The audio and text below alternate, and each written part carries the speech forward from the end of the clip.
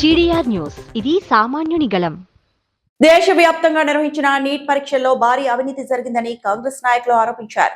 జాతీయ స్థాయి బీజేపీ నాయకులు పరీక్ష పేపర్లను ప్రైవేట్ ఏజెన్సీలకు అమ్ముకొని అక్రమాలకు పాల్పడ్డారని మండిపడ్డారు.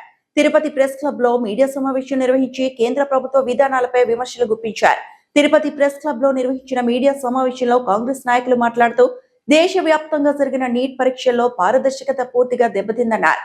బీజేపీకి చెందిన జాతీయ నాయకుల ప్రమేయంతో పరీక్ష పేపర్లు కొన్ని ఏజెన్సీలకు లీక్ అయ్యాయని ఆరోపించారు. విద్యార్థుల భవిష్యత్తుతో రాజకీయాలు చేయడం దారుణమని విమర్శించారు. నీట్ పరీక్ష వ్యవహారంపై కేంద్ర ప్రభుత్వం సమగ్ర విచారణ చేపట్టి బాధ్యులపై కఠిన చర్యలు తీసుకోవాలని డిమాండ్ చేశారు. మే నెల 3వ తేదీ నాడు జరిగినటువంటి నీట్ ఎగ్జామినేషన్స్ లో ప్రశ్న పత్రాల లీకేజ్ అనేటువంటి అంశం మీద జాతీయ స్థాయిలో పెద్ద ఎత్తున దుమారం చేస్తున్నటువంటి సంగతి మనందరికీ తెలుసు. దానికి సంబంధించి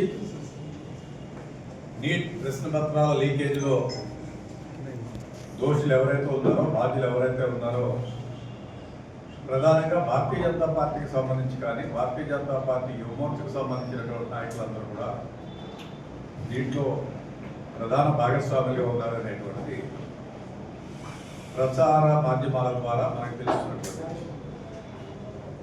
ఈ అంశాలన్నింటి మీద కూడా సమగ్రమైనటువంటి విచారణ జరిపించాలని దేశవ్యాప్తంగా 22 లక్షల మంది విద్యార్థులు ఈ యొక్క నీట్ ఎగ్జామ్ రాయడం జరిగింది. ప్రధానమంత్రి గారు ఇటీవల మనం చూసాం. ఒక ప్రత్యేకమైనటువంటి ఆకర్షణగా ఉండేటువంటి ప్రధానమంత్రి గారు, రకరకాల ఈవెంట్స్ మేనేజ్ చేసేటువంటి ప్రధానమంత్రి గారు పిల్లలందరితో కూడా పరీక్షపై చర్చ అని, పరీక్షలు జరిగేటువంటి రోజుల్లో పిల్లలందరినీ కూడా పిలిపించి వారితో చర్చించినటువంటి అంశం మనం చూసాం. మరి ఇప్పుడు ఈ 22 లక్షల మంది దేశవ్యాప్తంగా నీట్ ఎగ్జామ్స్ రాసిన వారి యొక్క భౌతిక ఏంటి, మానసిక స్థితి ఏమిటి, అలా సడన్ గా ఇటువంటి పేపర్ల లీకేజ్ జరుగుతుంటే దానికి బాధ్యులు ఎవరు, ఎందుకు మీరు ప్రభుత్వం చర్యలు తీసుకోలేకపోతారు?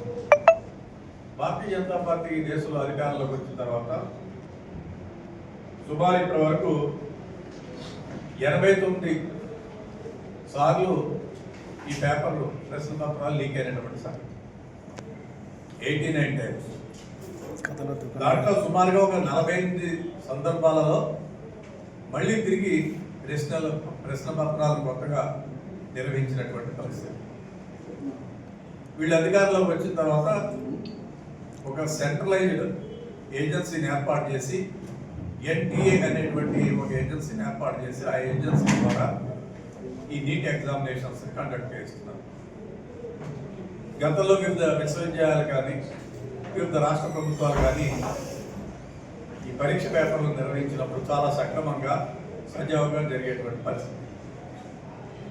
ఇప్పుడు కేంద్రంలో ఎన్టీఏ అనేటువంటి ఒక ఏజెన్సీని తీసుకొచ్చి ఆ ఏజెన్సీ ద్వారా నీట్ అనేటువంటి ఎగ్జామినేషన్ రాయించడం ద్వారా ప్రశ్న పత్రాలు లీక్ అవడం, అంటే 140 ప్రశ్నలు ఉంటే 130 దాకా లీక్ అయినటువంటి పరిస్థితి.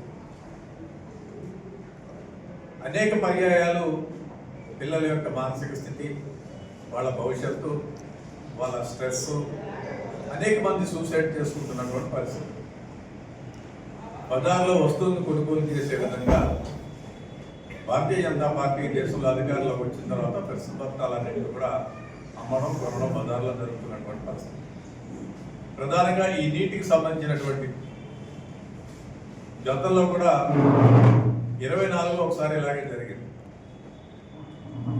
ఆ బాధ్యులను ఎవరైతే ఉన్నారో అప్పుడు డైరెక్టర్ జనరల్గా ఉన్నటువంటి వ్యక్తిని శిక్షించడం పోయి భారతీయ జనతా పార్టీ అధికారంలోకి వచ్చిన తర్వాత ఛత్తీస్గఢ్ రాష్ట్రానికి ముఖ్యమంత్రిగా భారతీయ జనతా పార్టీ నాయకుడు అయిన తర్వాత వారికి ప్రిన్సిపల్ సెక్రటరీగా నియమించినటువంటి పరిస్థితి. అంటే నీట్లో డైరెక్టర్ జనరల్గా ఉండి 2024లో దానికి బాధ్యులుగా ఉండి నైతిక బాధ్యత వహించిన వ్యక్తిని భారతీయ జనతా పార్టీ అధికారంలోకి వచ్చిన తర్వాత ప్రిన్సిపల్ సెక్రటరీ చీఫ్ మినిస్టర్గా ఒక ప్రత్యేకమైనటువంటి పదవిని క్రియేట్ చేసి దాంట్లో వేశారంటే it is nothing but appreciation.